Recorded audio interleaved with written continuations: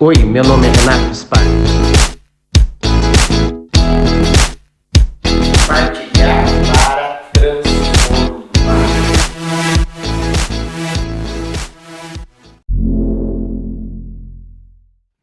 Olá, compartilhar para transformar. Nós estamos nessa semana uma série de vídeos a respeito da CLT, do contrato de trabalho, daquilo que pode e daquilo que não pode ser feito. E hoje nós vamos tratar justamente do artigo 468 da CLT, que é um artigo que prevê as alterações do contrato de trabalho. Ou seja, você tem um contrato de trabalho firmado com o seu colaborador e, em regra, o artigo é claro, não pode haver alterações. Quais são as alterações que podem haver no contrato de trabalho?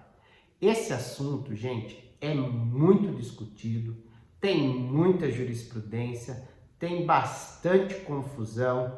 Muitos empresários acabam, na maioria das vezes, tomando um posicionamento necessário para ele, mas que não observa esse artigo da lei e depois sofrem caríssimos processos de reclamação trabalhista na justiça e ficam com um passivo enorme a pagar. Precisa, em realidade, tomar muito cuidado com as mutações, com as alterações, com as modificações do contrato de trabalho.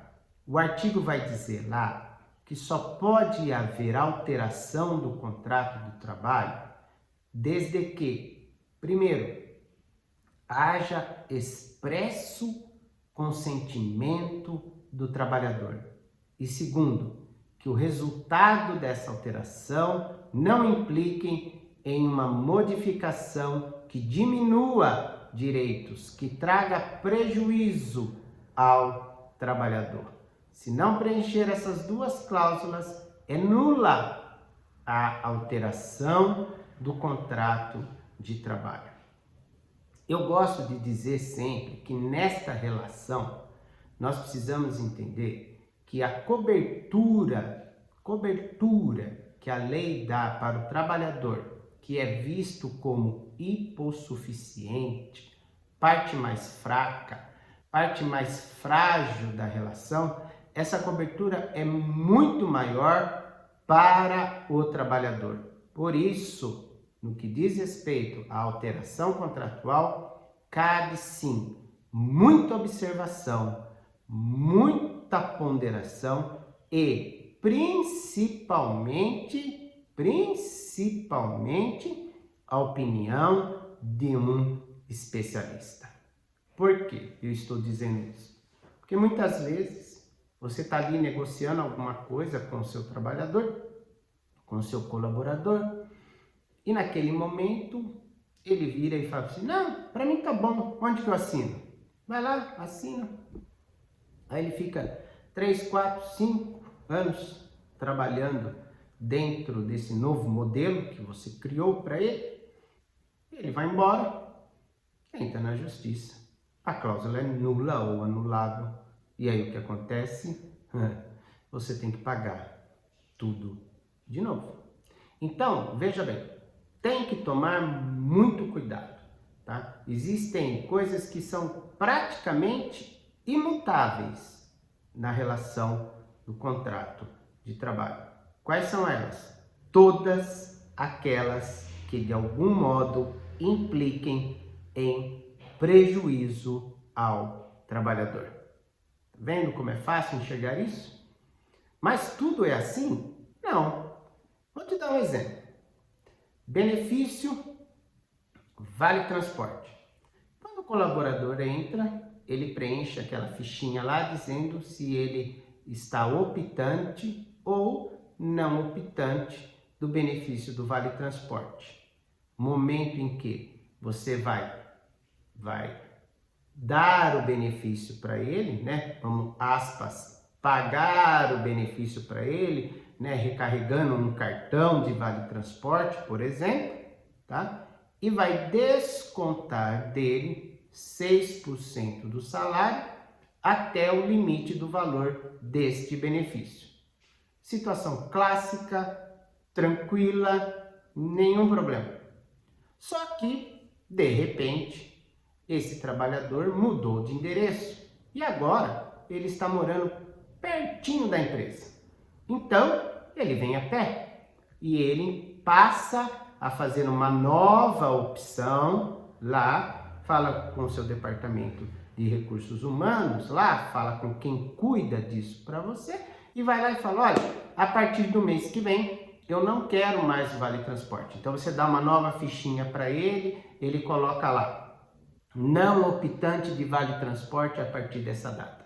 Você cessa a entrega do benefício para ele e, em contrapartida, cessa também o desconto de 6%.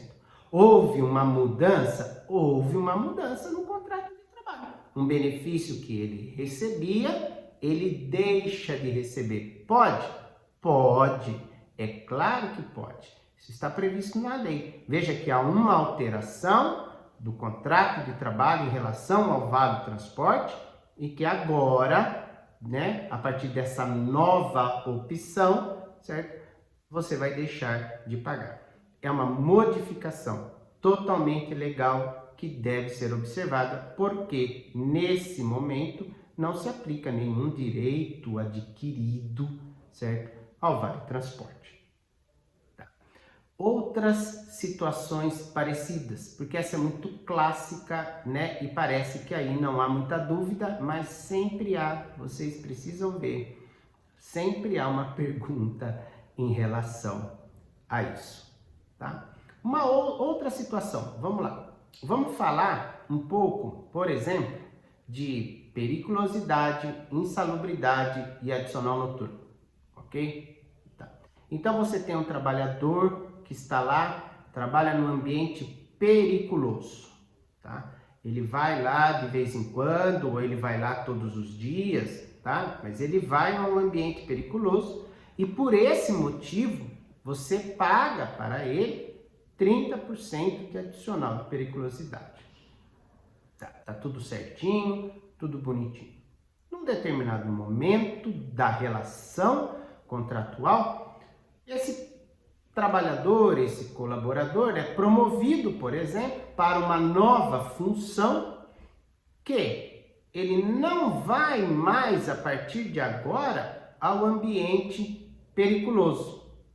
Então, ele tem uma nova função, ele tem um salário maior, certo? Mas como ele não vai mais ao ambiente periculoso, ele não vai mais receber o adicional de 30%. E o que pode acontecer neste caso? O que pode acontecer neste caso é dar aquela impressão de que você promoveu o trabalhador, né? Ele tem um novo salário, digamos, de 25% a mais por conta da promoção, só que no final do mês ele vai receber menos. Por quê? Porque não existe um direito adquirido em relação ao adicional de periculosidade. Ele só recebe o adicional se ele estiver exposto. São as modificações contratuais que podem ocorrer e que não geram direito ao trabalhador. Então veja que interessante este exemplo, né? Ele tem uma promoção, ele tem um aumento salarial significativo por conta da promoção, mas ao final do mês ele vai receber menos, né? Isso pode gerar alguma revolta, algum desconforto, né? Alguma coisa que o trabalhador não se sinta bem, porque, embora promovido, o resultado agora é inferior. Mas isso não gera para ele um direito, tá? A mesma coisa adicional de insalubridade. Um trabalhador que está lá no ambiente insalubre, e de repente esse ambiente, por algum motivo, deixou de ser insalubre ou o trabalhador fora transferido para um outro setor da empresa, às vezes com o mesmo salário, ok? Tá? Que é um ambiente agora, né? Uma atividade, uma função, um ambiente que não é mais insalubre. Então ele não vai receber mais.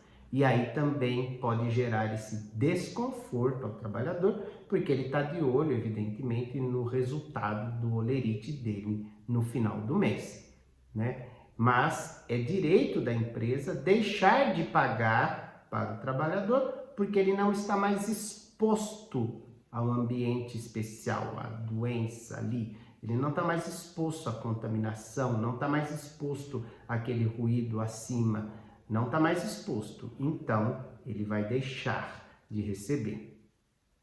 Uma outra situação que gera muita pergunta é, por exemplo, a questão do adicional noturno. Olha, a empresa trabalha com 2 turnos. Então, você tem um turno, por exemplo, da manhã, né? E um turno da noite, né?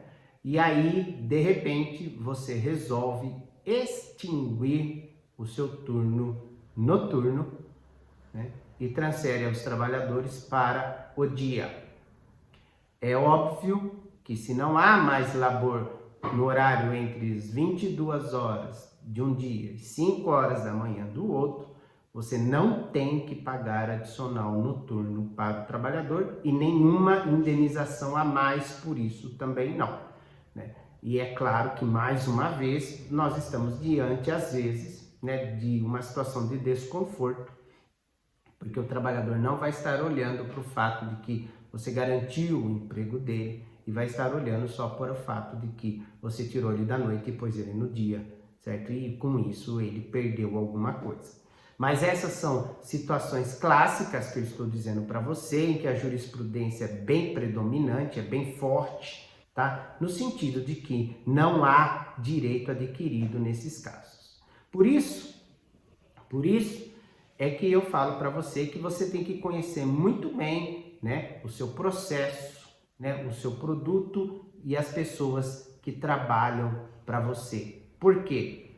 Porque às vezes um pequeno investimento, mas um investimento bem feito, por exemplo, pode acabar com todo um ambiente insalubre. Você pode eliminar totalmente qualquer risco e com isso deixar de pagar a insalubridade. Por isso, precisa de especialistas. Você precisa de um especialista para fazer, né, o programa, o seu PPRA, certo? Tá? Para fazer o seu PCMSO, que são 2 programas que muitas vezes as empresas fazem por preencher a norma e ali, ó, eu já tenho, tá aqui o meu PPRA, meu PCMSO, tá aqui, pronto, bonitinho, mas não é bem feito, não é feito com qualidade, não é feito não só com o objetivo de ter o documento, mas fazer sim com o objetivo de eliminar o risco, de eliminar a exposição e tentar, de alguma forma, minimizar o custo.